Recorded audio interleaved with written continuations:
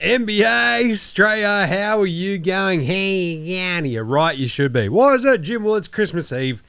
Santa comes tonight, and this is the NBAStraya Boxing Day Extravaganza preview. I'm your host, James Clements, here at Laurentiis Studios, hanging out, chilling on Christmas Eve, just before absolutely everything turns to chaos. I mean, most of it's already gone to chaos here, so I'm just saying, need a little break. But I figured I'd drop in, just go whoopang with 28 teams playing today. I'm not going to wrap up all the games or give out any awards for today. I just want to drop in, say good day, talk about Ben Simmons for a second, and then look ahead to the Boxing Day slate. So the Christmas Day NBA games are awesome. They're always a very fun vibe, and I wanted to preview them a little bit properly. So let's do that. Let's start with the daily whip around. That's right. I was on a whip crackers at gym. Yes, it is. Before we do that, Christmas, I know that there's folks out there who are actually going to some of these NBA Christmas games. It's awesome. My favorite memory was, I think, maybe our first year in New York. It was either first or second. And the Nets, like the KG, Paul Pierce, Brook Lopez, Deron Williams, Joe Johnson Nets had a Christmas Day game against the Bulls. And you're away from your family, you're living overseas, you're going to NBA games, living the life. It's awesome. And, I'm a Supersonics fan. I was never a Brooklyn Nets fan. I'd wear the gear, I'd wear the beanie or a hat. Just because they were fine. But, I'll always have a soft spot for the Nets. And you go to that game, and they got absolutely straight killed. So he got straight killed by the Bulls, and it's at noon on Christmas Day. And you're like, did this just ruin Christmas? This sucks. You go there, and they just smoked them. It was wildly depressing, and it's on Christmas Day. So, yeah, that was pretty brutal. But look, most of the times, these Boxing Day games are pretty crazy, and this year's slate is awesome. So, I'm excited to talk it out. But anyway, before we get to that, tanking and gambling, right? So we're talking about this the other day, about the NBA trying to combat some of the tanking, injury reporting, and gambling sort of issues that they've got. And so a lot of this is interrelated. Tanking teams basically submarining the way that some of these games are being played, not at a fair level, right? Very simple idea of we're both trying to win this game. If one team is not, you're kind of behind the eight ball. So the tanking thing, they've already kicked around a couple of ideas. And this is one of those things where you go, Jim, why aren't you the vice president of common effing sense there for the NBA? And I would answer, because Adam Silver is a coward and they don't know who I am. So, which is tough. But their ideas are just, they're fine, but they're not very interesting or good, really. So they're tanking stuff that they've kicked around with some of the general managers, etc., limiting pick protections to either top 4 or 14 and higher. Okay. No longer allowing a team to draft in the top 4 2 years in a row. I don't mind that one. And locking lottery positions after March 1st. So you basically can't tank for the last 6 weeks of the year. That just means that you're super duper tanking before March 1st. What are we doing?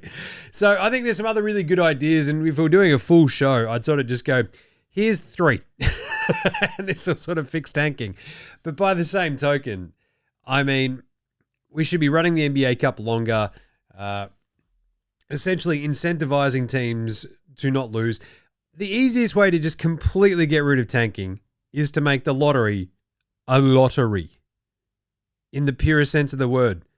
All right? If you don't, you flatten out the odds, and guess what? You don't reward the worst team as much as you did. That's good. Flat across the board, baby. The cool thing about Dallas getting Cooper Flag was that Dallas got Cooper Flag. That's a good thing. Rather than him going to Washington or something and just being in depressing territory. So there are other ideas out there. It's good to see that they're at least trying something. So that's good. That's smart. Do stuff. But come to your mate, Jim. I'm an ideas man. Just saying, Adam Silver in the NBA. Vice President Common Sense. What was it? Mid six-figure salary. That's all I need. We wouldn't even call it a salary. We'll just call it consulting fees. You know, that's a way to duck your tax bills and, you know, you don't have to pay for my holidays and, you know, health insurance, I guess. Anyway, the other one was the Ben Simmons news today. I don't want to spend too much time on this one because it's Christmas and I want to be nice. I want Santa to come tonight, you know what I'm saying?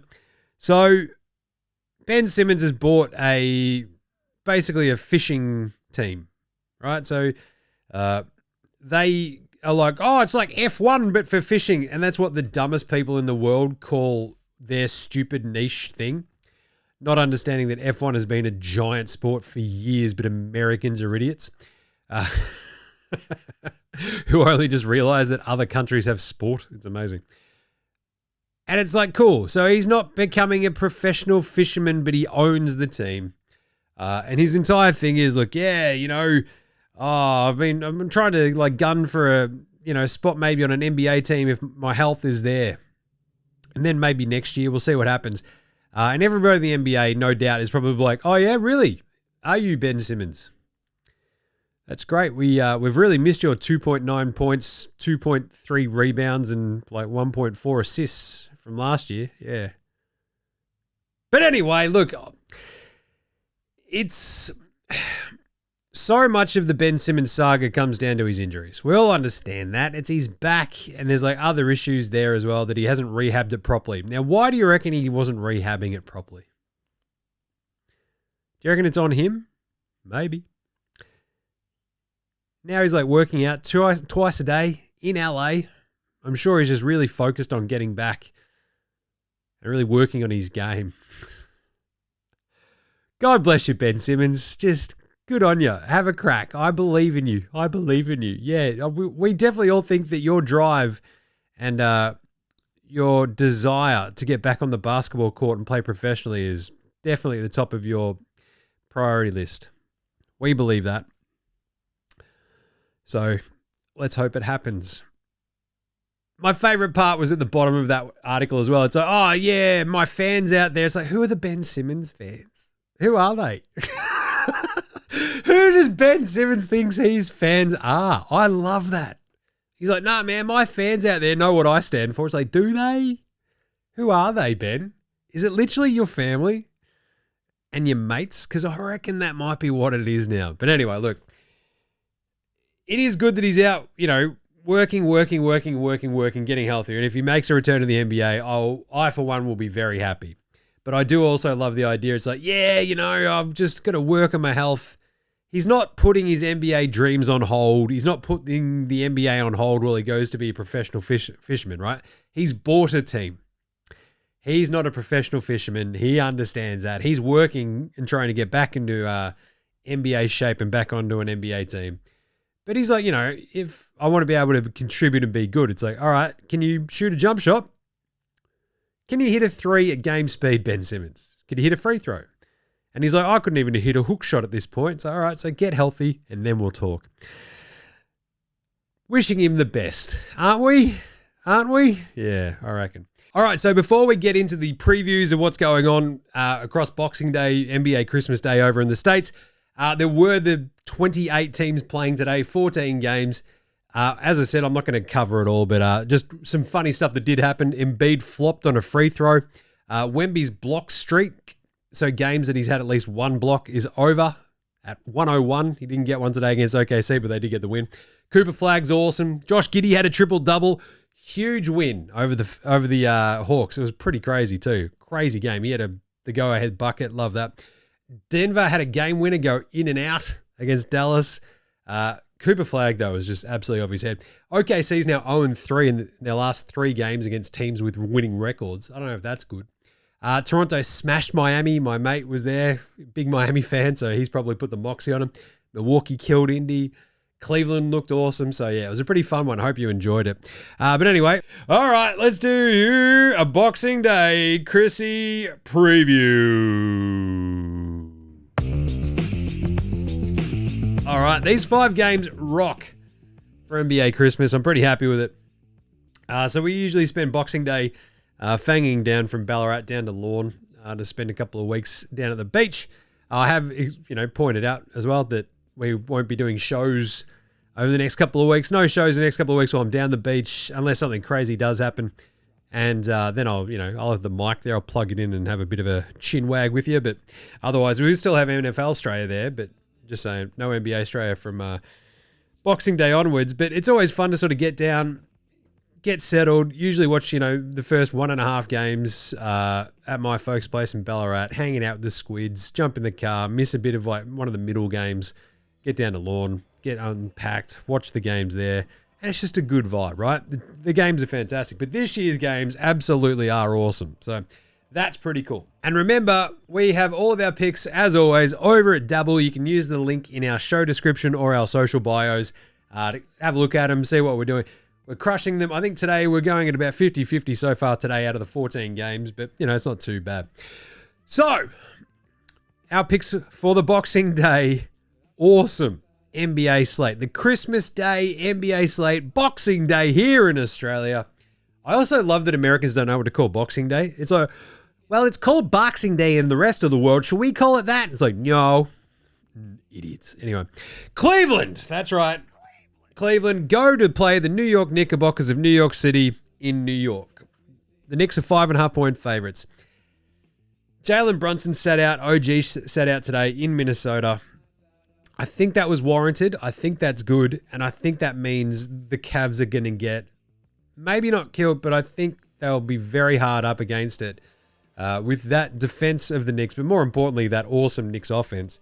Cat was incredible in Minnesota. He now, comes back, gets a day off, plays on Christmas Day, huge crowd, absolute chaos. I think the Knicks will be up for this. It would be slightly worrisome if they're not.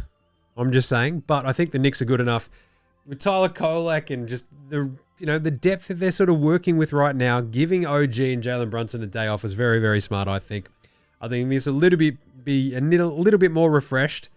I think they'll come in and be very, very, very good. Because Cleveland, on the flip side, they waxed New Orleans today pretty handily. Like, Derek Queen was still awesome, I get that. But you got, I think, 7 threes from Sam Merrill in that game. That's going to be a little bit harder to replicate, I think, against the Knicks. So I'm going to go the Knicks minus 5.5. You've got Jared Allen up against Cat. You don't have Mobley for the Cavs. I just think this is the sort of game where you're like, oh, if we've got the two bigs, we can do a little bit of damage. With only Jared Allen, I don't know if Garland and Mitchell will have enough to get by the Knicks. So that's game 1. And I believe, what time does that start? Is that 5? I think it's the 5 a.m. 4 a.m. this year. Bloody hell. Then 6:30 a.m. we have the San Antonio Banderas Spurs up against the Oklahoma City Thunder. Awesomely, these two teams have already played today. And also in the, the semifinals of the NBA Cup, which is very fun. So the Spurs beat them 130-110 going away today. It's a very fun game. SJ is 33, feeling good. J-Dub couldn't hit a shot, whatever. This one, that game was in San Antonio, right? They hate Chet, those Spurs players. I love that they hate him. They just absolutely hate him. Wemby's still coming off the bench. The Spurs will go to OKC for this game. They're 9.5-point underdogs. They beat them by 20 today. I know that OKC will no doubt bounce back. But the Spurs aren't exactly, you probably still wouldn't call them the Thunder's kryptonite. But they are certainly able to keep these games wildly competitive. Between Castle, Barnes, Vassell, Cowden Johnson, and even Champagne and stuff like that. Dylan Harper. They've got all these young, long, athletic dudes as well as a 7'40" French alien, right? They just match up that nicely. I'm going to take the Spurs plus 9.5 in the 6:30 a.m. game for the simple idea of, they're good, the Spurs. I think they've won, 7 straight? They're doing all right. The Thunder, they've now lost 3 straight to winning teams. So, anyway, I'll take the Spurs plus 9.5 in OKC. Even if OKC win it, I think that's an absolute belter of a game. Then we've got a Dallas Golden State game. at 9 a.m. Cooper Flag up against Steph Curry, the old and the new. Draymond and Steve Kerr are beefing. Jimmy Butler's somehow like being just, I don't know, involved. Dallas is 6.5-point underdogs in this game. And this is the sort of like Golden State are the been there, done that team. The amount of times they've played on Christmas, like there's the funny, we'll talk about the Lakers in a second, but the Mavs, this is like kind of a bit of, oh, yeah, we just sort of know what we're doing, but now this is Cooper Flag. He's just turned 19. It's a big spotlight. He had a huge win today. I don't mind Dallas plus 6.5. This is one of those ones where the Warriors are the home team. It's Christmas. This is the 9 a.m. It's the big late afternoon game over there in the States. Everybody be frothing it. It's going to be crazy.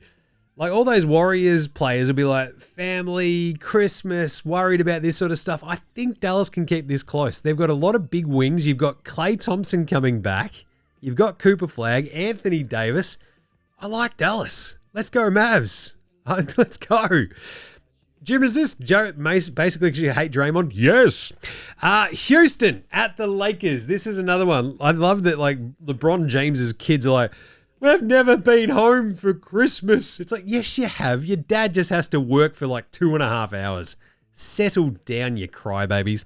The Rockets go to LA for this game. Luka sat out the Lakers game with a leg contusion. And my guess would be that he plays in that game. It sort of seemed like they listed him as day-to-day. They're kind of like, yeah, he might be all right. Reeves came back for the Lakers, so I still like Houston a lot. Minus 3.5 in this game especially. Houston, as I'm taping this, were doing a bit of a number on the Clippers, and the Clippers have come flying back in the second quarter. But so this means Houston will probably stick around in LA for a couple of days. I just like them. Kevin Durant versus LeBron James on Christmas. Likely for the last time, right? It's an awesome kind of setup. I'm very excited for this. I just think the defense and the size of Houston versus the Lakers, who will be out there going, all right, we're going to try to check Jabari Smith Jr. with Jared Vanderbilt and Jake LaRavia. All right, cool. Who's covering Steven Adams? Who's covering LP Şengün? Or if you're Reggie Miller, who just all day today is calling him Shane Goon. I'm like, that was pretty much the nickname of one of the kids that I went to high school with because he drank a lot of boxed wine. Hey, Shane Goon. That's what you'd say to him. Oi, Shane Goon. Reggie Miller just sucks. Anyway, I'm going to go Houston minus 3.5 in that one. That is going to be a rip snorter, I reckon, of a game. So that one is, what time did I say that one was? I can't remember. That one is at noon our time. So that's going to be a ripper. Houston minus 3.5 over the Lakers. And then Minnesota, Denver to wrap up. See, all 5 of these games rock. And it's interesting because the NFL have got 3 games on Christmas this time because they're trying to muscle out the NBA. Unfortunately for the NFL, most of their games this year on Christmas are kind of dead rubbery rubbish ones. Like Minnesota, Detroit's kind of like the only one that means anything, and Detroit have to win it. So anyway, Minnesota at Denver. The Nugs are 4.5-point favorites. Cam Johnson sort of seemed to get hurt today in the Dallas game. And even if it's not like serious, you'd sort of like be a bit worried, and I dare say they probably won't play him on Christmas and risk that anymore, right? So I feel like even at, he's going to go on MRI for his right knee. This was going to be Denver minus 4.5, and now that Cam Johnson's out, look, Jamal Murray's been unreal. Jokic is always awesome. But it's suddenly like they get pretty, like having Bruce Brown, Tim Hardaway the lesser, Jonas Valanciunas, my name is Jonas, Strawther and stuff, like they've got enough depth, but they're now missing 3 massive wing rotation pieces, right? Between Christian Brown, Aaron Gordon, and Cam Johnson. Gets pretty thin on the ground. I think the Nuggets can probably still win this game. I'm probably, however, going to take the Minnesota Timberwolves to cover plus 4.5. The Wolves, that was a good win they had over the Knicks today, right? Ant-Man drops 38. Randall was fantastic. You've still got Don DiVincenzo, you got Rudy Gobert, etc. I'm going to go the Wolves plus 4.5. I think the Nuggets can pull out a close one if need be, but I'm going to take Minnesota plus 4.5. It's going to be a good one. So, but there you go. That's it. That is our Christmas preview, our Boxing Day preview. It's going to be an unreal one. So, look, this has been an awesome year. I'd love to, thank each and every single one of you individually. You all rock. Everyone out there who's listening, watching, has checked out any of the NBAStraya stuff we've done across the year. It's meant the absolute world to me. The ones who folks who have jumped over to Jim Does Supercoach and checked out some of the Supercoach stuff, NBAStraya, etc. It's sort of been a fun challenge this year, right? So I just want to keep changing stuff up, keep making things interesting for myself and doing kind of fun stuff that folks like. And so if you've got any ideas of stuff that you want to see me do, stuff that you wish I had in the show that I keep missing or whatever, let me know. Shout out. I'll be just hanging out over the next couple of weeks down the beach. And yeah, I think just trying to get a hint of relaxation into my life for the next couple of weeks will be really nice. Post-Christmas and down the beach, chilling, not illing, not having to stay up on top of absolutely everything 24/7 will be kind of good for my mental health, I reckon. So that's why I'm going to take this little bit of a break, come back, hopefully nice and refreshed, second week of Jan, back and into the throes of all things NBA every single day. That's what we do here at NBAStraya. So, but thanks for all the support across the entire season. Remember, you can still sign up and be a member. The Dead Set Legends Club, they get extra episodes here and there. You can go to buymeacoffee.com/NBAStraya. The link is in our bio, show bio, the show description, and our social bios, etc. So get around that. That'd be appreciated. You can follow all of our picks over at Dabble. Again, those links are in the same spot. But appreciate all the support, all the love, all the questions, the haters make you stronger as well, which is always fun. But appreciate every single one of you. I got an awesome email the other day from a listener who's like, Jim, a specific thing happened to him while listening to this show, and it's an incredible story. So just want you to know that I got the email. It's an awesome story. I'm going to try to do something interesting with that next year, so keep an ear out. Very fun. Very fun stuff. Who was it who sent me that one? It was a really, really good one. That was our man, Scotty. What a legend. Onyas Scotty. So, look, I got to get back to him and tee something up, but it's very awesome. But, look, you all rock. I hope you have a great Christmas. Have a great break. This has been an awesome year. Hope you've enjoyed it, and we'll come back and speak to you in January. We are still doing NBAStraya through this break. I'll still be doing that. I'll, pop up if anything crazy goes on. So, all right, in the meantime, have a great Chrissy, you legends. I love you guts. It's NBAStraya saying, look after yourselves, would ya? And later, hosen.